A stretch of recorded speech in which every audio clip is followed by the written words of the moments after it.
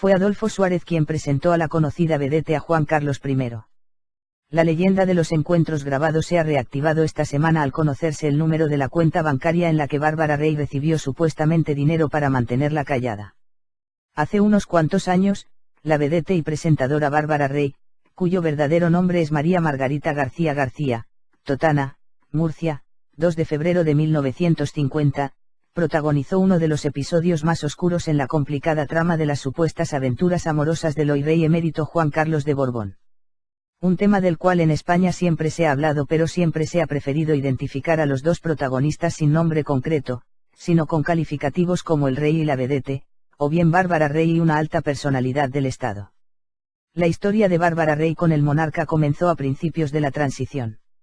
Se hicieron amigos por medio de Adolfo Suárez, otro amigo de la entonces vedette, en una etapa en la que ella apoyaba al líder de UCD como mejor sabía.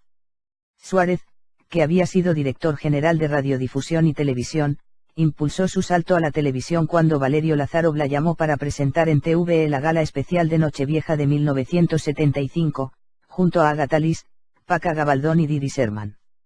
Un año más tarde, la vedette atrajo la atención de todo el público con un programa de variedades de la noche de los sábados en la televisión pública, titulado Palmarés, que lanzaría definitivamente a la fama a su entonces desconocida presentadora. Bárbara Rey tomó ese nombre por su admiración hacia la actriz Bárbara Streisand y el actor español Fernando Rey. Por entonces Suárez era ya presidente del gobierno español en el segundo ejecutivo, dentro del reinado de Juan Carlos I. Fue precisamente Adolfo Suárez el que se la presentó, conocedor de los gustos físicos del rey Juan Carlos en cuanto a mujeres se refiere. Dicen que el monarca disfrutaba de un trato muy familiar con todos los miembros de la familia de Bárbara Rey, era considerado como uno más y, además, disfrutaba de las paellas que la actriz murciana le preparaba en la barbacoa de su chalet de Boadilla del Monte y antes en La Moraleja. Fue a comienzo de los años 90 cuando Bárbara Rey cambió el domicilio conyugal que tenía con Ángel Cristo en La Moraleja por otro en Boadilla del Monte. Según ella misma ha confesado a sus íntimos amigos, eligió esa zona por indicación del rey, ya que estaba más próxima al Palacio de Zarzuela y al monarca le resultaba más fácil desplazarse con su moto. Según fuentes solventes, Juan Carlos acudía con relativa frecuencia a la casa de la actriz donde se hacían los encuentros, nunca en la zarzuela.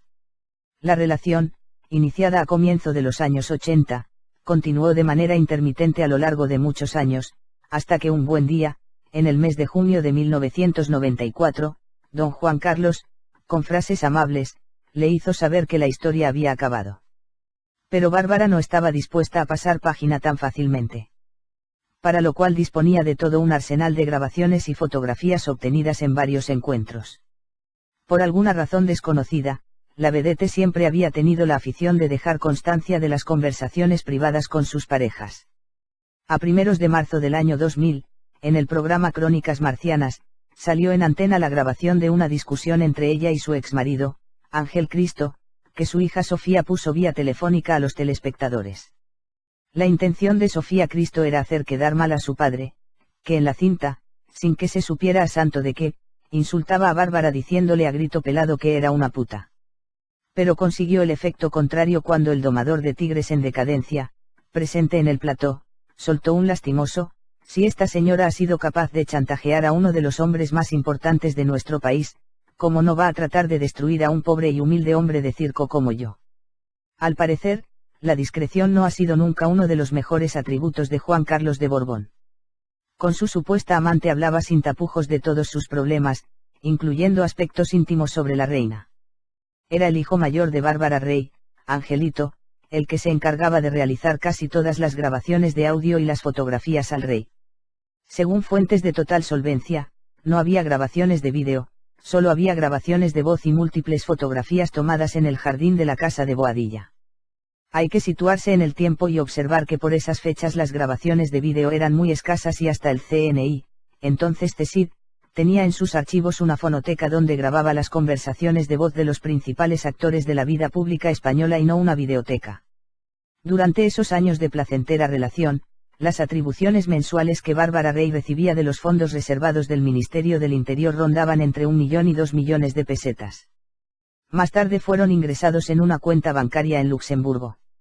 Según ha publicado OK Diario, los agentes del CNI le abrieron una cuenta bancaria en el Creditbank Luxembourg a la que transfirieron una primera cantidad de 26,3 millones de pesetas, 160.000 euros. La cuenta secreta tenía asignado el número 55209185881 y estaba calificada como Conte Katie Plus, un servicio de mayor remuneración financiera.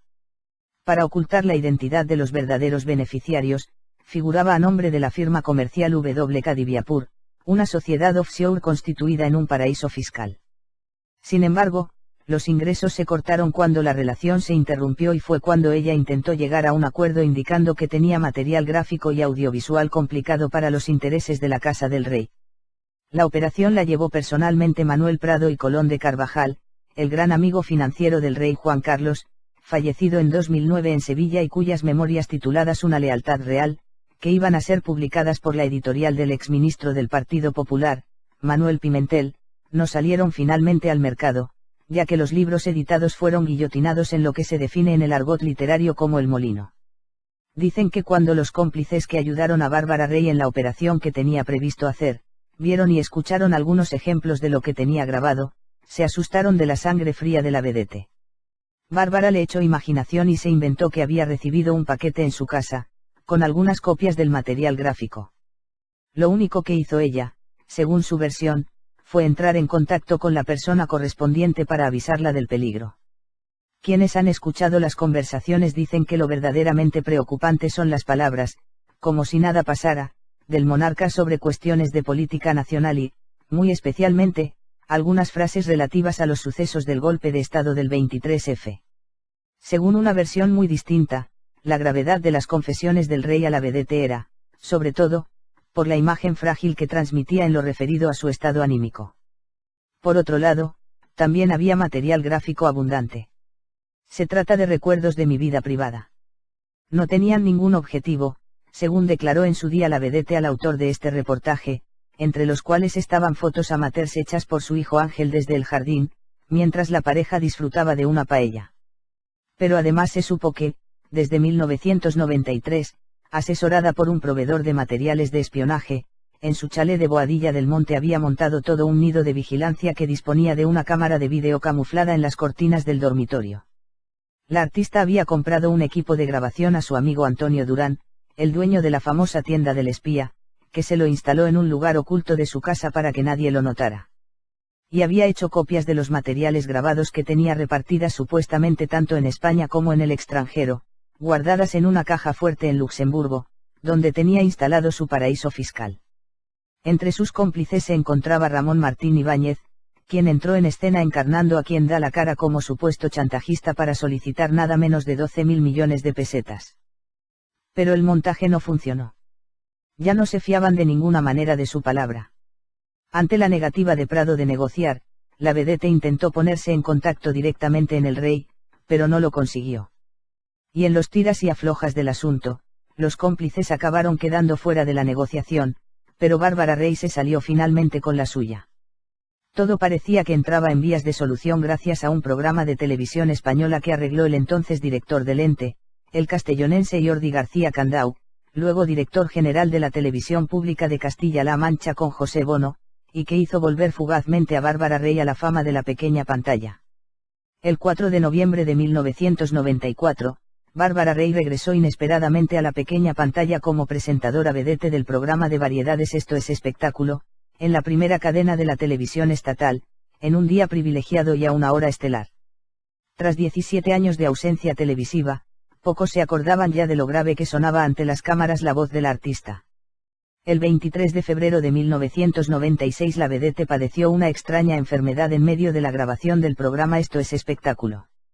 Dicen que le acababan de dar la noticia de que personas no identificadas estaban buscando en casa de sus padres, en Totana, Murcia, las mencionadas grabaciones.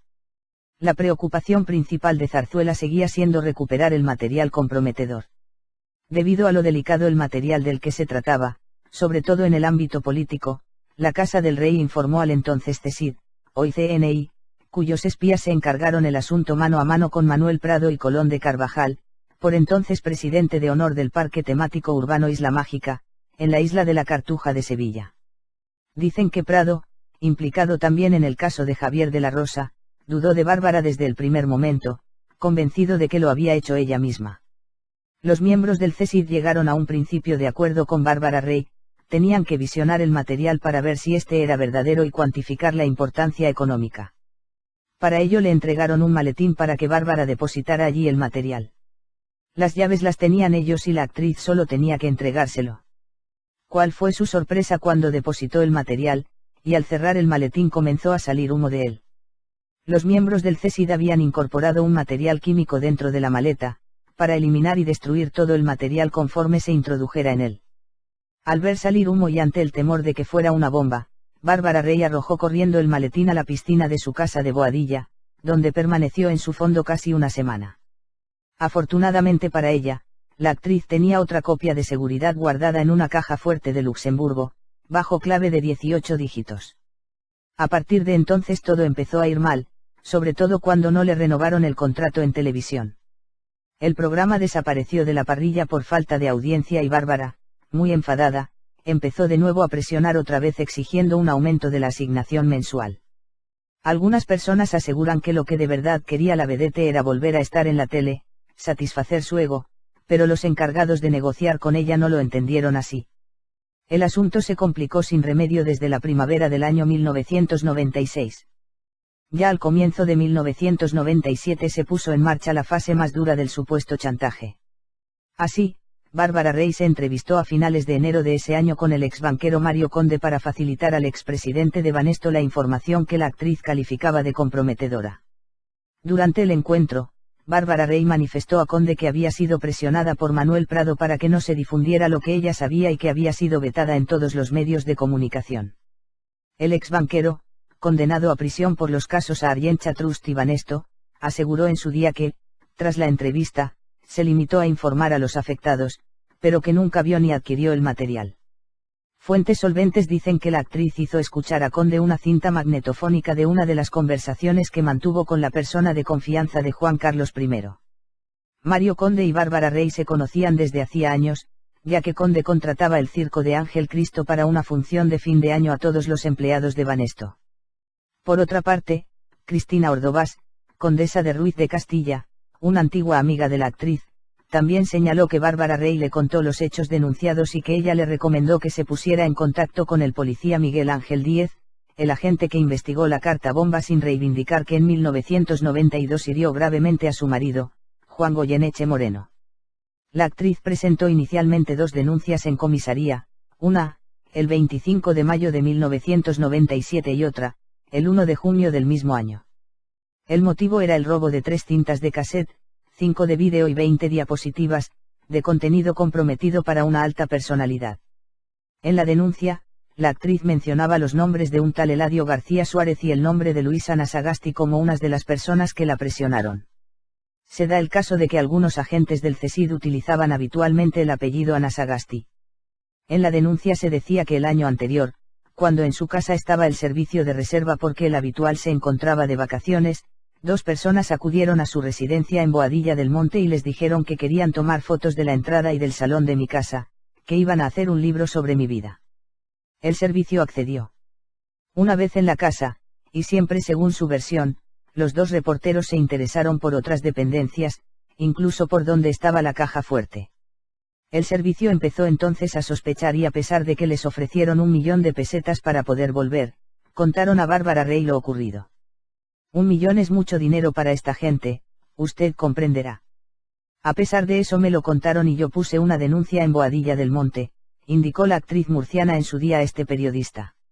Se montó entonces un dispositivo policial para averiguar quiénes eran los intrusos. Bárbara Rey explicó que al empleado protagonista de la historia le pusieron un micrófono, y varias personas fueron a tomar fotos y vídeos del encuentro con esas 2 personas.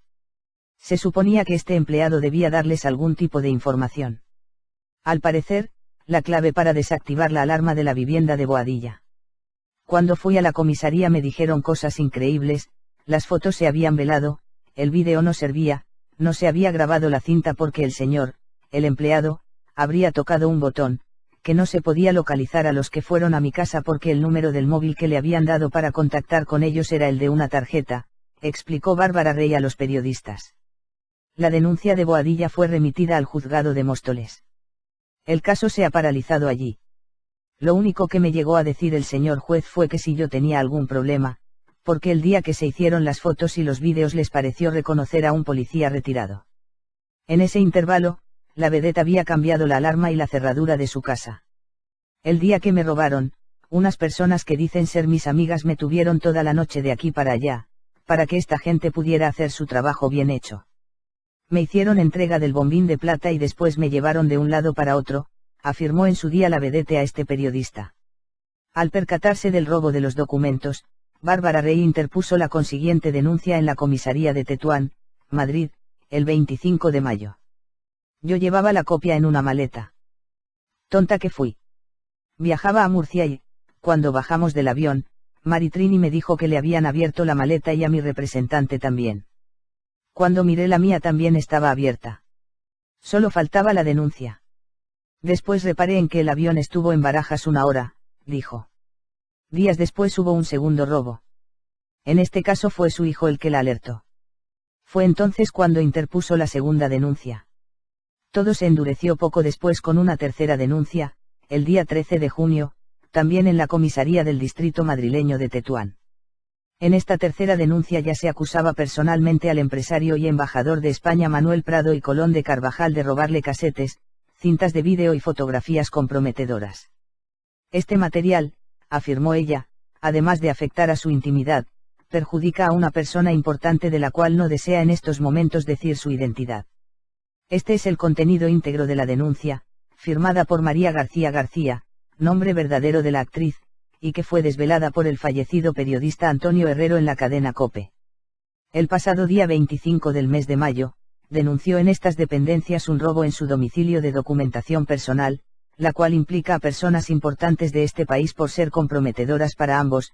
El día 5 del presente mes, se ausentó de su domicilio y su hijo entró en su casa en la madrugada del día 9, notando el día 10 que personas extrañas habían entrado en el domicilio sustrayendo del mismo carretes fotográficos sin revelar, cintas grabadas de varios autores, una agenda personal.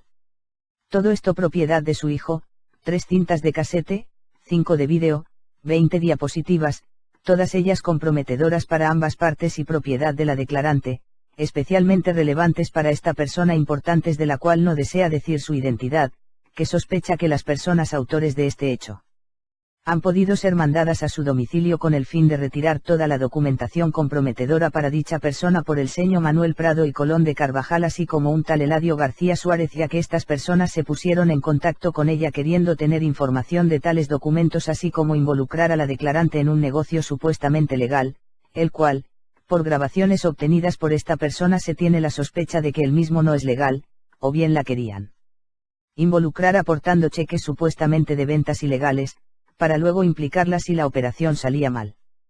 Que la denunciante, ante todo, quiere salvaguardar el nombre de la persona con quien mantuvo relaciones sintiéndose utilizada para que en caso de problemas, aparezca la culpable del daño que le pueda producir a esta persona a través de estas operaciones, para lo cual ha sido robada en su domicilio, intentado ser estafada, así como amenazada de muerte tanto ella como sus hijos, acusándola mediante llamadas telefónicas de haberse deshecho del material y puesto en circulación en prensa. Que quiere hacer constar que tiene en su poder cintas magnetofónicas grabadas por la denunciante en las que se demuestra el intento de involucrarla en una operación financiera mencionada anteriormente, así como ponerla en contacto con Luis Ana Sagasti a quien considera Prado una persona de su entera confianza. Que teme hacia la declarante y sus hijos cualquier tipo de daños físicos producidos por estas personas o por personas mandadas por ellos dado que hasta la fecha a la declarante ya se le han producido daños irreparables profesional, moral y humano así como boicot en su medio profesional. Igualmente, teme que se utilice a la persona con la que ésta mantenía una relación para hacerle un daño irreparable. La noticia se difundió primero de manera anónima, escrita en un informe de 7 folios que se dio a la prensa, del cual el rey dijo no saber nada, aunque la casa del rey nunca desmintió ni una palabra del contenido. El documento narraba la historia con toda clase de detalles e incluía una copia de la última denuncia. La prensa, por entonces, solo se atrevió a explicarlo entre dientes, pero la Casa Real tuvo que intervenir directamente cuando la misma Bárbara pretendía ir a explicarlo todo en directo al plató del programa Tómbola, líder entonces de audiencia en la televisión valenciana Canal Nou, en Telemadrid y en Canal Sur. Se le vetó la presencia en el último momento, Pero nadie pudo impedir, en primer lugar, que hablara por teléfono y que cobrara lo que le correspondía por la intervención fallida en el plató del programa, y, en segundo lugar, como consecuencia de lo anterior, que por lo menos se diera a conocer que se había impuesto la censura desde la casa del rey, cosa que ya era bastante grave por sí misma.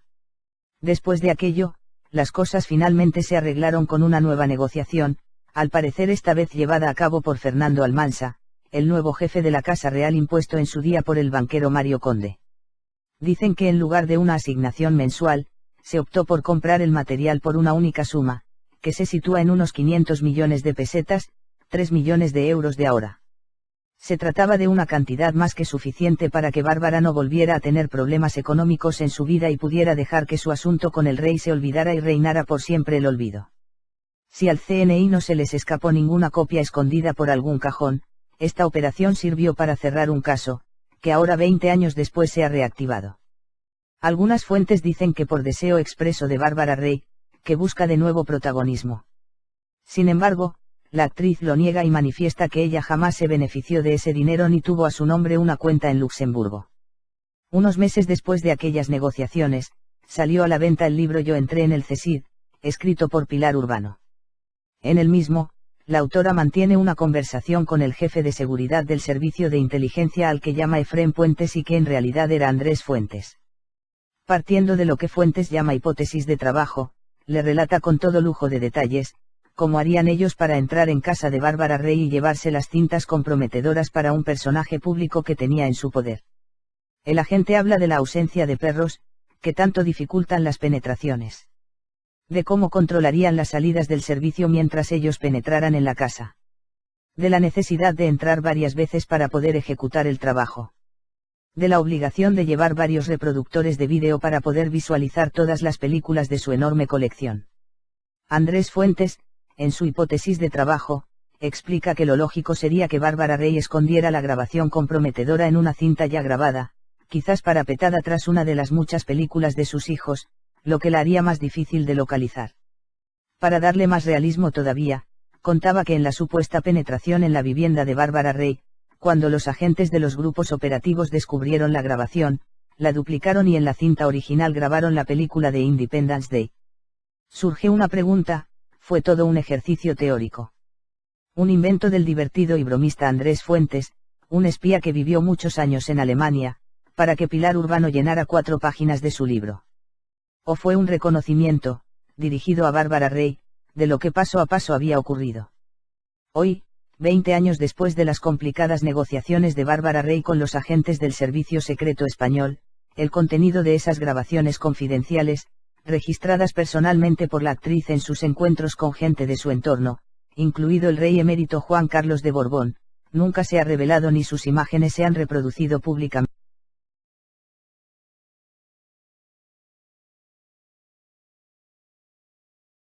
Insultaba a Bárbara diciéndole a grito pelado que era una puta. Pero consiguió el efecto contrario cuando el domador de tigres en decadencia, presente en el plató, soltó un lastimoso: si esta señora ha sido capaz de chantajear a uno de los hombres más importantes de nuestro país, ¿cómo no va a tratar de destruir a un pobre y humilde hombre de circo como yo? Al parecer, la discreción no ha sido nunca uno de los mejores atributos de Juan Carlos de Borbón. Con su supuesta amante hablaba sin tapujos de todos sus problemas, incluyendo aspectos íntimos sobre la reina. Era el hijo mayor de Bárbara Rey, Angelito, el que se encargaba de realizar casi todas las grabaciones de audio y las fotografías al rey. Según fuentes de total solvencia, no había grabaciones de vídeo, solo había grabaciones de voz y múltiples fotografías tomadas en el jardín de la casa de Boadilla. Hay que situarse en el tiempo. Fue Adolfo Suárez quien presentó a la conocida vedette a Juan Carlos I.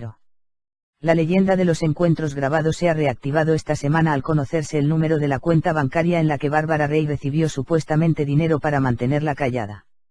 Hace unos cuantos años, la vedette y presentadora Bárbara Rey, cuyo verdadero nombre es María Margarita García García, Totana, Murcia, 2 de febrero de 1950, protagonizó uno de los episodios más oscuros en la complicada trama de las supuestas aventuras amorosas del hoy rey emérito Juan Carlos de Borbón. Un tema del cual en España siempre se ha hablado pero siempre se ha preferido identificar a los dos protagonistas sin nombre concreto, sino con calificativos como el rey y la vedette, o bien Bárbara Rey y una alta personalidad del Estado. La historia de Bárbara Rey con el monarca comenzó a principios de la transición. Se hicieron amigos por medio de Adolfo Suárez, otro amigo de la entonces vedette, en una etapa en la que ella apoyaba al líder de UCD como mejor sabía.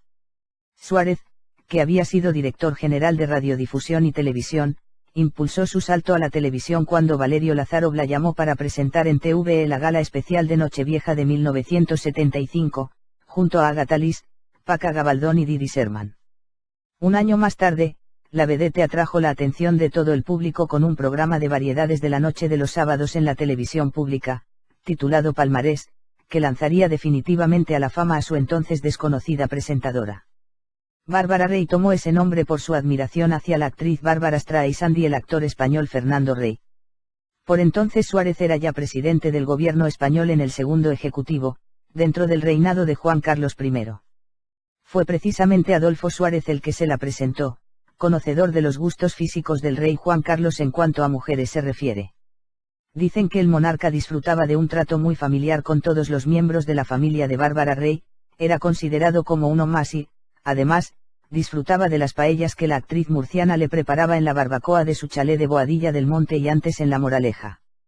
Fue a comienzo de los años 90 cuando Bárbara Rey cambió el domicilio conyugal que tenía con Ángel Cristo en La Moraleja por otro en Boadilla del Monte.